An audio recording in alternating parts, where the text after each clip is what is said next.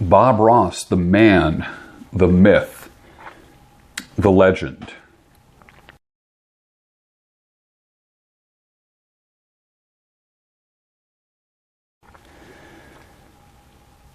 Bob Ross was so poor and couldn't afford haircuts, so he permed his own hair a few times a year into a big, carefree afro. That hair became his trademark. He spent 20 years in the military in Alaska, and when he retired as a master sergeant, he swore he would never raise his voice again. He learned how to paint mountains and landscapes while being surrounded by them in Alaska. He painted on his lunch hour and sold his paintings on the side.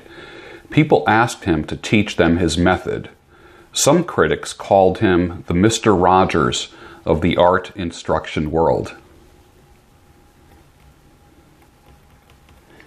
He learned that the wet-on-wet technique was William Alexander's technique, and he perfected it. And he said it was the most valuable gift that he ever received. He was even on QVC with his products later in his career. He named his show after how he feels when he paints, the joy of painting. He said his secret for remaining happy was not to watch the news and create his own happiness. He never made mistakes, he made happy accidents. At the end of each episode, Ross was known for saying, "So from all of us here, I'd like to wish you happy painting, and God bless." Interesting. I want to talk about this just for a second. He said his secret for remaining happy was to not watch the news. And I have to say I agree. When did the news become a split screen with two heads arguing back and forth? Whether you watch CNN, Fox, MSNBC, any of the network news. When did that happen? And when did people disagreeing with one another become news? And when did it become the 24-hour news cycle? When did, you get done eating dinner and you go into your rec room or TV room or living room and you put on the TV. When did it, let me tell you, when I grew up, you put the news on at 6 o'clock. The 6 o'clock evening news and then world news was after that. Okay, at 6:30. So 30 minutes each, and that was it. And there really wasn't even morning news. The morning news was always kind of like morning magazine stuff, happy stuff, the weather reports and that kind of thing. And then I remember when traffic reports came out, and that was interesting. And then I know in Philadelphia we have a station called KYW, and that's all news all the time. And that's, what do they call it? Traffic on the twos. So at 2, 12, 22, and so on every hour, you would catch the news. A lot of times you put that on for the first few minutes of your driving so you know which route to take, because this area is known to be very congested and having bumper-to-bumper traffic. And then there's a development where weather has become news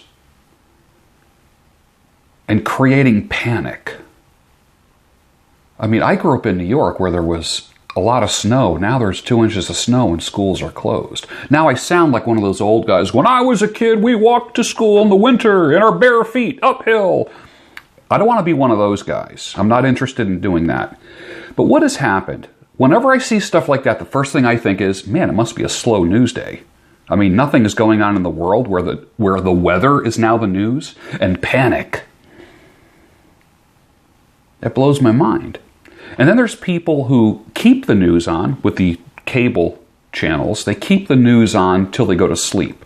So there's people that put on CNN or Fox right after dinner and watch it till 10 or 11 at night. What the hell does that do to your blood pressure? Because you can't not agree or disagree with people. And the modern format now for news is they put opposing opinions on there. And then you end up rooting for people like you do a sports team. And you end up hating somebody, and someone hates you, or I should say they pre-hate you. I'm a conservative. I'm a Christian. I am I guess what some people would call like a right-winger, but I'm a little more centerish than far right-wingy kind of thing. I'm not a libertarian, because libertarians think you're dumb, and I don't think you're stupid. I believe everybody should read. I believe everybody should be informed. But I've never been pre-hated because of what I believe. Never.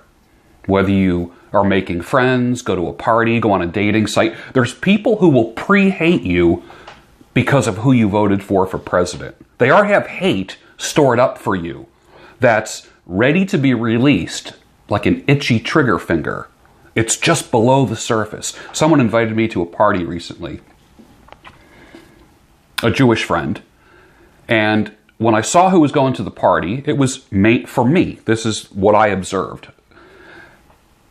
It was mainly liberal people who were going to this party, and I was the only Trump voter, the only conservative person.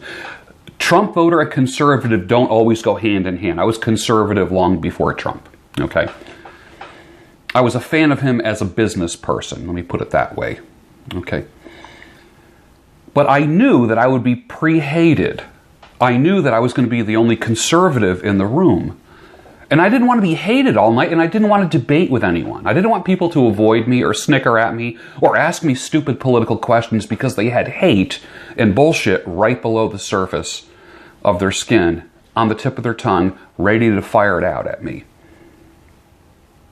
Can you see why Bob Ross said his happiness comes from not watching the news? What would happen if you stopped watching the news? I've never been hated so much because I'm Caucasian. Never. I've never been hated so much because I'm a Christian. I've never been hated so much because I'm a male. You know, all the political hot buttons. It blows my mind. But you know what? My neighbors on this side here, Jewish. My neighbors on this side here, Jewish. My neighborhood, Jewish.